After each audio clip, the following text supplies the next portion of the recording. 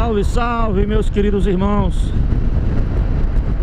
Mais um vídeo aqui abençoado pro canal, na BR-116, diretamente de Fortaleza, Ceará, para compartilhar aí com os nossos motosseguidores. Hoje é sexta-feira, dia de rodar logo mais à noite. E o rodar que eu me refiro é a reunião de oração dos Águias do Rei. A galera que tá acompanhando a gente aí no canal pode também dar uma passadazinha lá no Instagram. O Instagram do clube é Kings Eagles MG. Kings Eagles MG. É só olhar no nome aí do canal, que na descrição do canal, que eu vou deixar aí pra vocês. Beleza? Acompanhar no Instagram. E é isso, meus irmãos. Queria só compartilhar aqui um passeio que a gente está programando para o final do ano. Só lá para novembro. É porque eu gosto de me programar com antecedência, porque a gente vai... Eu trabalho por conta própria, né? Sou autônomo. Para poder eu sair, fazer uma viagem assim de 4 dias, 5 dias, eu preciso me organizar, porque a gente tem uma lojinha pequena, a gente não tem funcionário. Então assim, eu me dou todos os anos 5 dias de férias, né? Geralmente eu aproveito assim uma semana que tem um feriado no meio da semana, pegando sábado e domingo. Eu sei que, resumindo, a loja eu fecho assim uns 2, 3 dias sem ser feriado, né? Acaba entrando aí uns 2, 3 dias pra conta. Mas é claro que a gente se prepara, né? Pra que seja possível financeiramente, né? Passa o ano todinho se preparando. E às vezes chega no final do ano, a coisa tá meio difícil, não dá certo, não tem problema, fica pro outro ano. A gente faz o que pode, né? E quando dá, claro, com prudência, né? Como diz a palavra. Eu gostaria de deixar aqui para os irmãos um texto que está no Evangelho de Marcos, capítulo 5, que fala sobre Jesus chegando numa terra chamada Gadara. A Bíblia diz que quando o Senhor ele chega naquele lugar, ele se depara com um homem num estado extremo de sofrimento, endemoniado, rejeitado, esquecido, e que passava o dia ali pelas catatumbas do cemitério, né? Dia e noite, um homem que nem dormia, mais não dormia, porque estava à mercê dos espíritos malignos ali, que o dominava o tempo todo, que o faziam sofrer de todas as formas, né? Se batendo contra as pedras, se machucando. E Jesus chegou até aquele lugar. E quando Jesus chegou ali, era um cemitério. O endemoniado gadareno, ele logo se aproximou de Jesus, né? E os demônios que estavam ali pediram ao Senhor que não o enviasse para fora da província, né? Para outro país. E Jesus consentiu. E depois eles pediram ao Senhor que os permitissem entrar nos porcos, porque ali perto havia uma manada de porcos, né? Com seus respectivos porqueiros, né? Que eram ali os cuidadores dos porcos. E Jesus mais uma vez os permitiu, expulsando aqueles demônios daquele homem que já há muitos anos sofria naquela situação. E os demônios saíram e entraram nos porcos. Era na faixa de quase 2.000 porcos. E os demônios ali eram uma legião, né? Em torno de 6.000, que é o que a gente conhece como quantidade pertencente a uma legião. São números aproximados, e a gente está aqui apenas conjecturando. Mas enfim, eles entraram nos porcos e os porcos se precipitaram do despenhadeiro, foram mortos ali no mar, foram afogados, né? E os porqueiros, eles correram para a cidade para contar o que havia acontecido. E a população, o pessoal ficou espantado, foram até o cemitério para poder comprovar. E indignados, quando eles viram o Senhor Jesus, eles perceberam que estava ali do lado aquele homem que antes era endemoniado, que vivia nu pelas catatumbas do cemitério e algumas vezes pelas redondezas da cidade. Aquele homem que era conhecido de todos como a escória, né?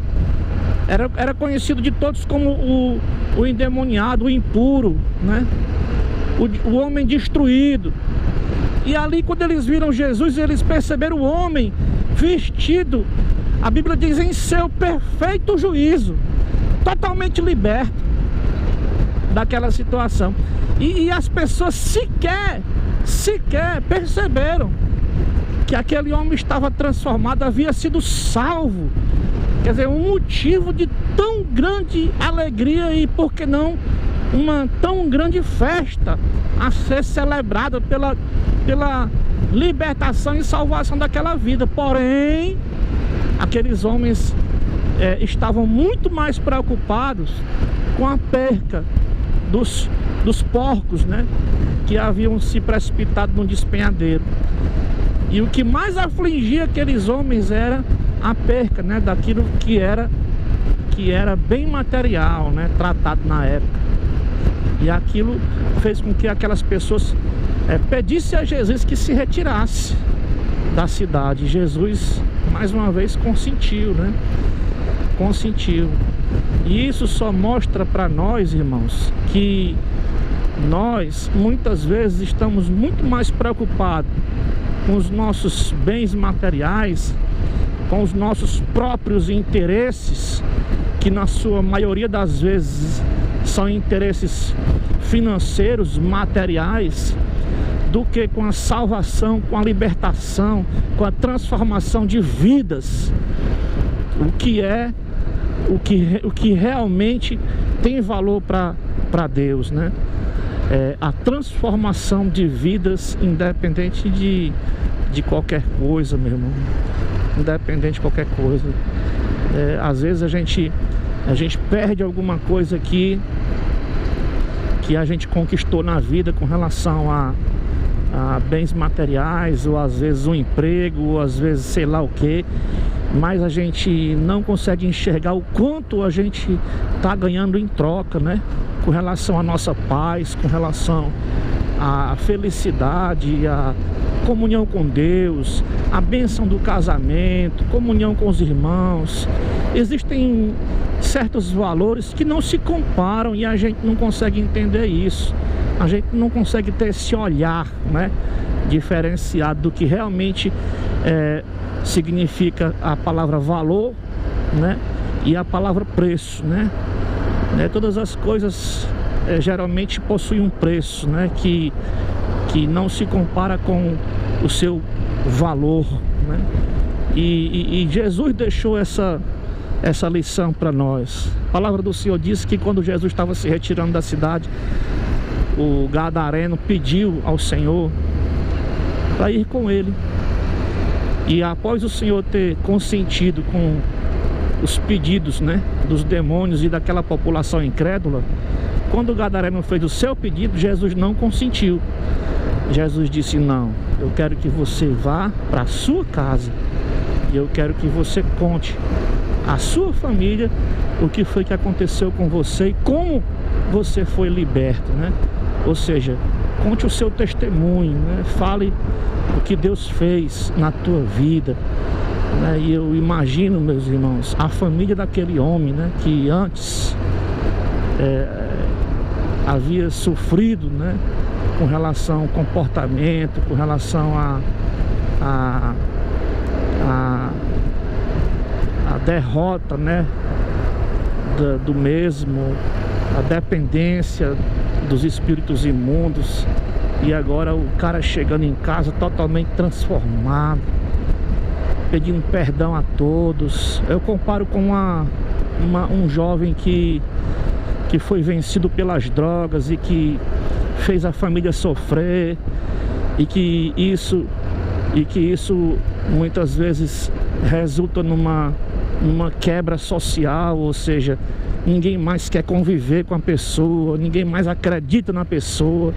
Às vezes a própria mãe, o próprio pai desiste mesmo do cara que só pensa em usar droga, em roubar, em fazer os outros sofrer, e a família cansada de arrumar internamento, comunidade terapêutica, e o cara passa ali 1 mês, 2, às vezes foge da casa, sai porque quer, e não tem jeito, socialmente falando, humanamente falando.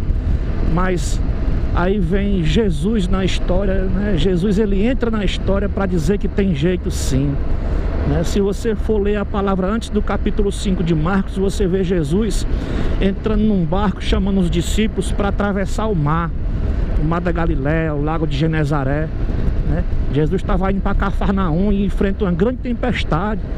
Os discípulos incrédulos, pensando que iam morrer, que ia se acabar tudo, eles acordam Jesus ali. Jesus levanta a mão para o céu e acalma a tempestade. Depois chama os discípulos de homens de pouca fé, como quem diz assim: eu não estou num barco aqui com vocês, claro que vocês não vão morrer.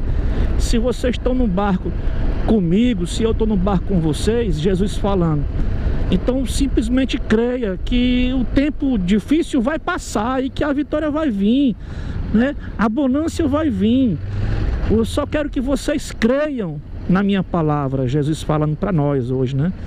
Eu só quero que vocês creiam na minha palavra. Depois disso, Jesus, ele resolve mudar o rumo da viagem. Ele estava indo para Cafarnaum, de repente ele segue para o Oriente, ali para a terra de Decápolis, aonde ele vai ancorar na terra de Gadara, justamente para ter um encontro com aquele endemoniado. Veja só, aquele endemoniado gadareno, né?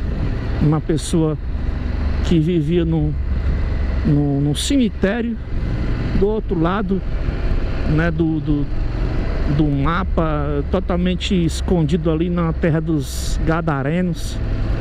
E Jesus, ele atravessou uma tempestade, ele atravessou o mar, ele viajou até aquele lugar tão somente para abençoar aquela vida. Olha o quanto o Senhor, ele se preocupa, né, com o ser humano. Se você for analisar, no mundo existem tantos tipos de pessoas que são vistas como diferentes, né? Pessoas que são rejeitadas, pessoas que são excluídas, pessoas que não têm convívio, não têm comunhão, porque são tratadas de forma sem amor, não é isso? E o Senhor, ele consegue olhar para essa tão grande humanidade na face da terra, né? Quantos milhões de pessoas existem, diferentes entre si, mas ele consegue enxergar individualmente cada um. Ele consegue enxergar a dificuldade que cada um está enfrentando. Às vezes um dependente químico que está vivendo ali um problema com droga, que até tenta se libertar, é como aquele endemoniado gadareno, né? Talvez aquele endemoniado, em algum momento de lucidez na sua vida, tivesse o desejo de se libertar daqueles demônios, mas ele não tinha mais força, nem controle sobre si próprio. E eu imagino assim, uma pessoa drogada, que muitas vezes tenta se libertar, mas não tem força, não tem controle sobre si próprio. Aí essa pessoa muitas vezes é desamparada pela sociedade, pela família, mas aí chega o Espírito Santo de Deus e diz: olha, eu vim aqui para te libertar, para te salvar. Você só precisa crer, meu irmão. Você só precisa abrir o teu coração e receber a bênção de Deus sobre a tua vida, e a tua vida vai mudar, e a tua história vai ser outra. Jesus vai dizer: agora volte para sua casa e seja abençoado com a sua nova vida. E aqui estou chegando na minha casa para ser abençoado aqui mais uma vez com essa família maravilhosa que Deus me deu. Obrigado, Senhor. Deus abençoe a todos que estão aí nos acompanhando. Fiquem todos na paz.